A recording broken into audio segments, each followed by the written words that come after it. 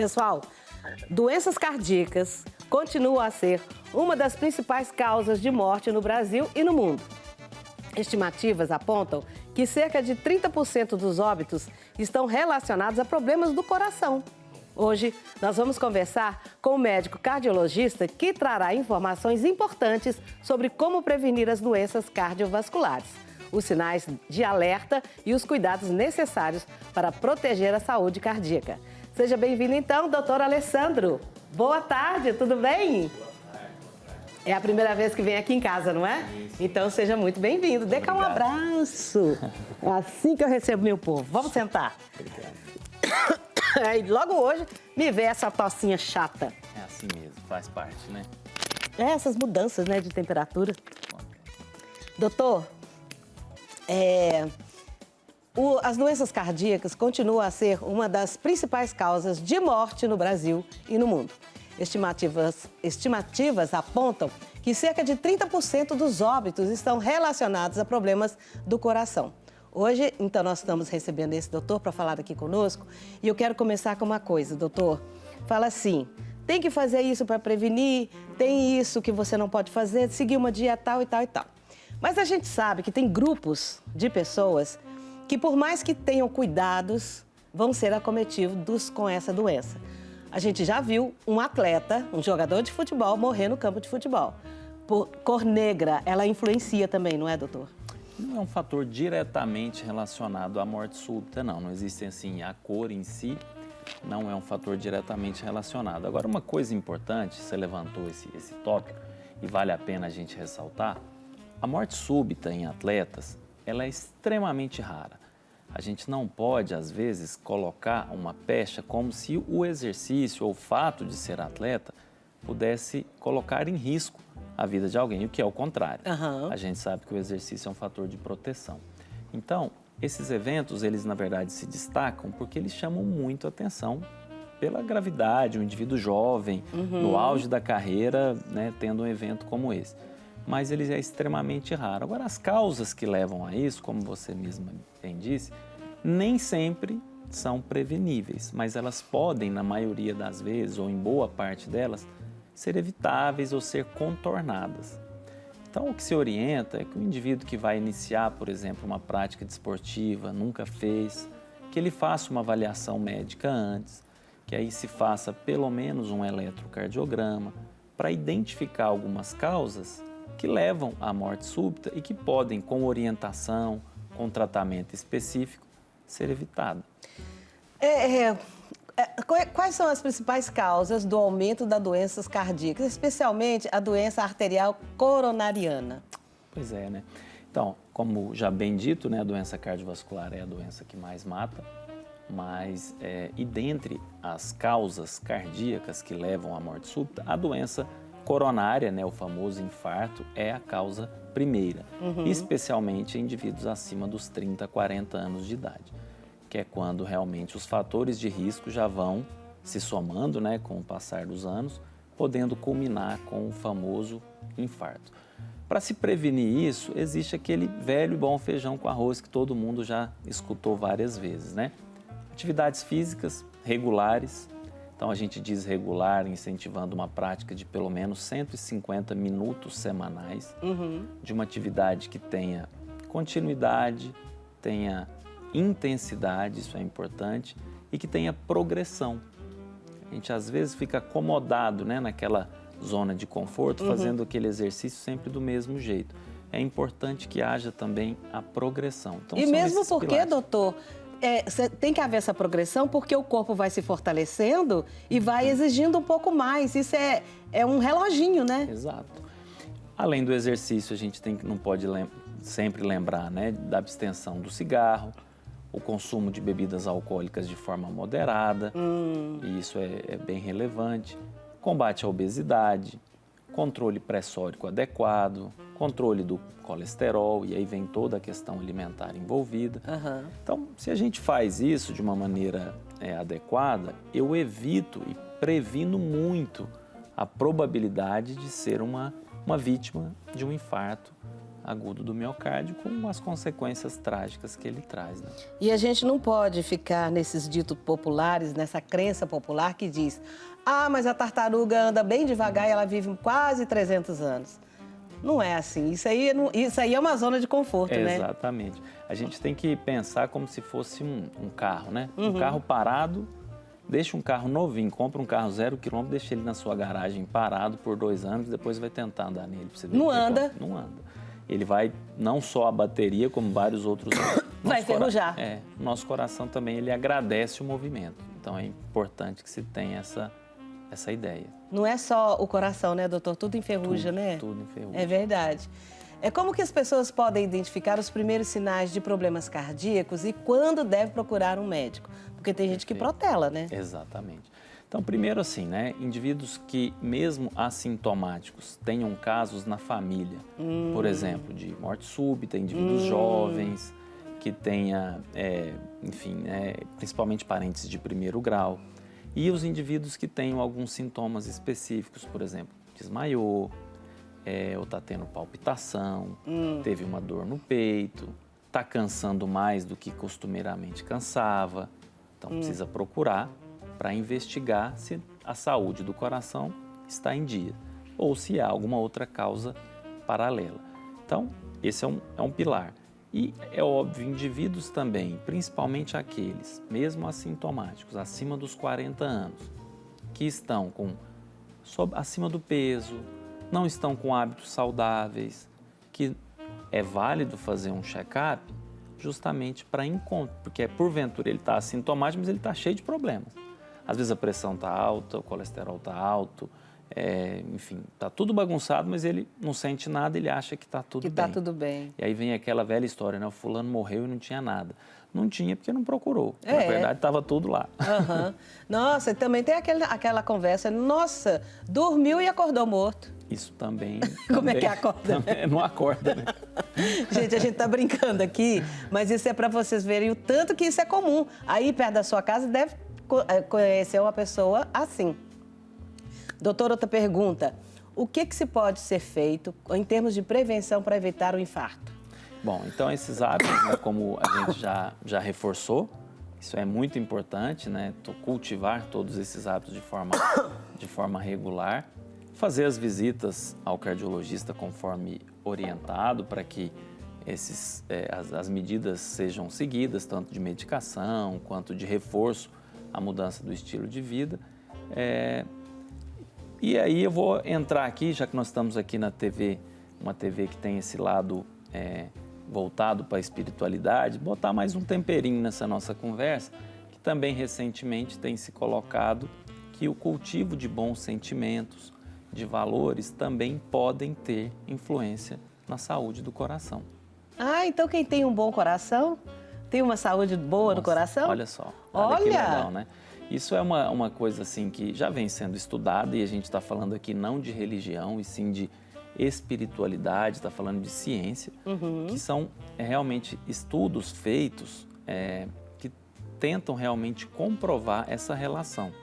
E aí eu vou dar destaque, favorecendo aqui a nossa região, de uma colega nossa, a doutora Maria Emília. Ela fez um estudo aqui mesmo na Universidade Federal de Goiás, um estudo que chama FEEL, sentimento, né, em inglês. E a teoria e o que ela conseguiu provar é que indivíduos que cultivam bons sentimentos, perdão, amor, caridade, eles tendem a ter um melhor controle da pressão arterial. Olha! E tendem a ter menos lesão vascular, isso vista por métodos de imagem. Olha! Observando que é uma preservação da estrutura vascular. Não é um estudo, vamos dizer assim, definitivo, mas ele já coloca uma luz nessa questão e traz uma informação muito relevante. Esse estudo ganhou destaque no congresso, o maior congresso de cardiologia do mundo, que é o Congresso Americano de Cardiologia. Então, ela foi até lá para apresentar isso e traz mais, então, além desses todos os fatores que a gente falou, talvez, então, aí cultivar bons sentimentos, ter uma vida mais leve, mais suave, também vai trazer saúde para o nosso coração. Que legal! Daqui uns dias vão ter a imagem da fé. É isso aí. Ai, que legal! Existem muitas coisas caminhando nesse sentido aí. E a gente tem percebido, pela gente mesmo, que quando você começa a fazer atos mais humanitários, as coisas parecem que abrem mais. Com certeza. Aí tem aquele negócio, quando eu me movo, o universo se move. Mas não é só isso, é só a propagação do bem, né? Exatamente. Doutora, agora uma coisa que está acontecendo bem pertinho de mim e da minha comadre. A minha comadre, ela teve que fazer uma ablação, porque disseram para ela que ela estava com arritmia. O que é isso? Bom, essa é a minha área de atuação específica, né? Eu sou arritmologista, trabalho justamente nessa área. A ablação é um procedimento minimamente invasivo, semelhante ao cateterismo. Eu vou usar um jargão assim bem popular para que se entenda. O cateterismo, ele é feito para observar se tem entupimento em alguma artéria do coração, a grosso modo. E você vai lá para desentupir. Então, a gente brinca que o hemodinamicista, ele é o encanador do coração. Certo. O eletrofisiologista é o eletricista do coração. Então, a ablação, ela vai tentar identificar curtos-circuitos, focos de arritmia da parte elétrica do coração e tentar corrigi-los através de um catéter que a gente insere pela perna. Aí, no nosso caso, é sempre pela perna, a gente não faz pelos braços, pela grossura, espessura do catéter. A gente sobe, então, pela perna até chegar no coração. Daí, a gente faz o diagnóstico e a gente tem condição de, queimando esses focos, por muitas vezes, curar o paciente. Aí, a gente, às vezes, consegue curar. Ou, em casos mais graves, controlar, melhorar essa questão. Então, é um procedimento que, às vezes, do ponto de vista leigo, ele não é tão conhecido, mas tem ganhado mais espaço, as pessoas estão conhecendo mais e esse papel aqui da imprensa ajuda muito também para que as pessoas saibam que tem recurso. Né? Tá, agora eu vou continuar com a minha comadre. Ela me disse ontem, inclusive, que ela já fez essa ablação e que o médico pediu para que ela fizesse outra, porque a arritmia dela não controla, nem com medicamento. E ela me contando que foi com o filho e o médico perguntou, você é muito ansiosa? E o filho falou, e é muito. Isso tem a ver com a arritmia? Tem a ver. É um fator de risco não só para a arritmia, quanto também para a pressão alta, até a doença coronária em si. É um fator de risco, sim. Agora, repetir a ablação em casos mais complexos pode acontecer. Então, às vezes, aquela região que foi cauterizada, ela regenera. Às vezes, a região em si era muito nobre, o colega ficou com receio de aplicar uma energia mais forte. Então, isso pode acontecer. Então, o senhor está me dizendo que a ansiedade pode provocar essas doenças coronárias? É um fator a mais, É um fator a mais. É mais um, né? Então, não diretamente relacionado, seria muito dizer que foi por causa só disso. Mas é algo a mais, né? É um conjunto. É um conjunto. A pessoa soma todos aqueles outros fatores de risco tradicionais que a gente falou, somando ainda, às vezes, também a questão dos sentimentos e ainda vem a ansiedade junto. Então, aí, compondo tudo isso, o desfecho, aumenta-se a probabilidade, né, de ter um desfecho desfavorável. Então, mais uma vez, a fé, a tranquilidade, o perdão, principalmente a alma mais leve, acalma a ansiedade e vai precisar menos de intervenção cirúrgica, de fazer essa ablação aí. Com certeza. Isso aí é certo, com certeza. E no caso desses procedimentos, aí depois que faz, tem que tomar medicação? Como é que é? Aí depende do caso, né? Casos mais simples, às vezes o paciente fica curado, e isso não é raro. Tem ablações que têm chances de cura de até 98% nos casos mais simples. Esse indivíduo fica livre de medicação definitivamente. Casos mais complexos, aí às vezes você tem que unir as coisas, tanto a ablação quanto a medicação, eventualmente um marca-passo. Você compõe tudo para tentar ajudar aquela pessoa. Mas esses são os casos mais graves. Entendi. Mas nos casos mais simples, a gente às vezes consegue tirar todas as medicações. Nossa, doutora, eu acho o coração uma coisa tão sensível. Eu gosto muito de assistir essas séries de medicina, mas quando eu vejo eles fazendo essas cirurgias cardíacas, e mostra bem assim, né? E que coisa complexa, né? Quantas partes tem o coração? É bonito, né? Não acho, não. Não? Você com certeza acha. É muito... Bom, assim, do ponto de vista básico, assim, seriam 4 cavidades, né? Certo. Os 2 ventrículos, que estão aqui embaixo, e os dois átrios, que seriam esse aqui, o átrio esquerdo, e esse aqui, o átrio direito. A grosso modo, a gente divide o coração anatomicamente dessa forma. Mas ele é muito resistente. É, né? Pensa só, não é um órgão que começa a bater quando a gente está lá na barriga da nossa mãe com 7 semanas de gestação, Sim. a 10 semanas. A gente é desse tamanhozinho assim, ó, e o coração já está batendo. E é bonitinho, aí é bonitinho. E até o final da nossa vida, né? Lembrando que ele bate aí em média de 100 mil vezes por dia. Nossa. Então veja se ele é um guerreiro, né? E aí quando vem as emoções, vem o susto, tudo ele vai... Ele assimila, né? Assimila, né? E é o coração que quando vai, por exemplo, se leva um sinal de alerta, é ele que manda a mensagem? Ou é o contrário? Normalmente ele recebe, né? Ele recebe a mensagem. O coração, ele é inervado, né? Por a gente chama de sistema nervoso autônomo. A gente não manda, né? Eu quero que o meu coração bata ou não bata. Ele vai bater independente da nossa vontade. Agora, ele responde às emoções, ao meio ambiente, através dessa inervação. Então, se eu estou ansioso, se eu estou nervoso, ele costuma bater mais rápido. Se eu estou mais tranquilo, relaxado, ele bate um pouco mais lento. E, enfim, né? E quando está apaixonado, que fica com os olhos assim, ó? Aí é só alegria. Ai, que legal. E então aqui, ó, a ablação, como é que é feita aqui? Então Mostra aí pra mim. Então, assim, a gente funciona, né, a perna, quando você sobe o catéter, ele chega por aqui. Então, ele entra por essa veia, que chama de veia cava. E aí a gente entra, se a gente funcionar a veia, nesta cavidade. Aí eu posso acessar todas as outras cavidades a partir dessa. Daqui eu posso passar para cá, que é o átrio esquerdo, é onde é uma região muito importante de algumas arritmias específicas, que a gente fura uma parede que fica entre esse átrio e aí a gente faz um furinho com a agulha mesmo, passa para o lado de lá, acessa essa cavidade. Ou eu posso acessar a artéria ao invés da veia, que aí eu vou entrar direto nesta cavidade. E lá dentro, com o meu catéter, é uma espécie de um fio mesmo, a gente posiciona na região correspondente, e aí a gente tem tecnologias para isso, que faz reconstruções tridimensionais em um software no coração, mostrando a anatomia e a propagação do impulso elétrico, e a gente vai lá e cauteriza as regiões doentes. Aí cada caso é um caso, podem estar em qualquer região do coração. Você fala, você brilha o olho, né? É lindo. Você acha isso. bom? Por isso que falou que é lindo o coração. Agora, doutor, e com criança, como é que é? Então, criança que nasce com problemas assim, até que idade que pode fazer cirurgia? Sim. Como é que é isso? Do ponto de vista específico da eletrofisiologia, normalmente as crianças pequenininhas, assim que nascem, até os 7 anos de idade, a maior parte das arritmias nessa faixa etária, a tendência é que a gente só faça acompanhamento clínico com medicações, porque boa parte delas desaparecem na primeira infância espontaneamente.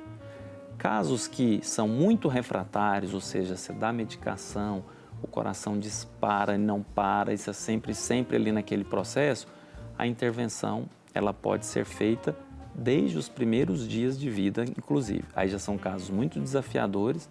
O caso de o bebê mais leve do mundo que foi feito na Itália. Ele tinha 2,1 kg. Nossa! Foi feita uma ablação nele. E recentemente, esse ano, lá em São Paulo, até um amigo meu fez um caso com uma criança de 2,3 kg. Meu Deus! Mas essas são exceções. Mas foi sucesso? Foi sucesso, os dois casos. Mas são exceções. Via de regra, a gente aguarda que a criança tenha aí acima de 20, 25 quilos e normalmente acima dos 7 anos. Porque boa parte delas se resolvem espontaneamente, são controladas e com o tempo elas mesmas se acalmam. Doutor, além da gente tirar esse mito da cabeça que tartaruga vive muito tempo, por isso que ela anda devagar, além do exercício físico, não fumar, não beber, controlar o peso, Cleide Rocha. O que a gente tem que fazer com relação à alimentação? Porque eu entrevistei uma nutricionista aqui e eu falei para ela assim, gorduras tipo torresmo, carne gordurosa não engordam, mas matam. Por conta essa gordura animal, ela é mesmo a vilã? Sim, ela é um grande vilão, né? Especialmente porque não só para o coração. A gente sabe que o consumo excessivo de carne vermelha também faz mal para o tubo gástrico, associação com câncer, por exemplo, de intestino. Então tem vários outros aspectos. Mas a gordura animal, sim, ela é um vilão. E aí a gente tem que deixar muito claro, porque tem muitas pessoas que ainda querem trazer aqueles conceitos arraigados, porque na época do meu avô só comia banha de porco e era todo mundo era saudável. Não era. Não era. Não era. As pessoas viviam muito menos. A expectativa de vida da população naquela época era muito menor. E, enfim, a gente evolui e tem que desmistificar isso. Então, gordura de banha de porco é saudável? Não é saudável. Não é, né? Então, a gordura vegetal em menor quantidade possível. O azeite é a melhor das gorduras. Esta, sim, é uma gordura benéfica. Então, a gente precisa ir desmistificando. Em relação à alimentação, aqueles conceitos, né? Desembalar menos, descascar mais, né? Esse é ótimo. Que é uma coisa que está em voga e é sempre muito positivo, né? Consumo maior de carnes brancas, evitar frituras. Tem muitos colegas que estão se dedicando muito a essa área específica da culinária, uma culinária saudável, uma culinária gostosa, que dê prazer também. E isso tem evoluído muito, tem se tornado quase uma especialidade médica, que é a culinária médica, alguma coisa nesse sentido. Que aí vai mais para a área da nutrologia, do nutricionista, mas de uma forma geral seriam esses os pilares, vamos dizer assim. Eu acho que eu estou achando tão interessante que hoje especialista nenhum trabalha sozinho, né? Exato. Está sempre multidisciplinar. Com certeza. Porque aí o resultado é melhor, né, doutor? Sem dúvida. E aí a gente só vai ampliando esse leque, né? Agora nós já estamos falando de sentimento, nós vamos casar Amei tudo, esse negócio do sentimento. Nós vamos casar tudo. A gente tem que ter o psicólogo, tem que ter o nutricionista, tem que ter o médico, tem que ter... Então, enfim, são várias frentes, né, que a gente vai abrindo para ser uma saúde integral, né? Integral, exatamente. Agora só falta o padre. É isso aí. Doutor, muito obrigada por ter vindo. Eu que agradeço a gentileza. Espero que você volte mais vezes. Muito obrigado pela oportunidade, estamos à disposição.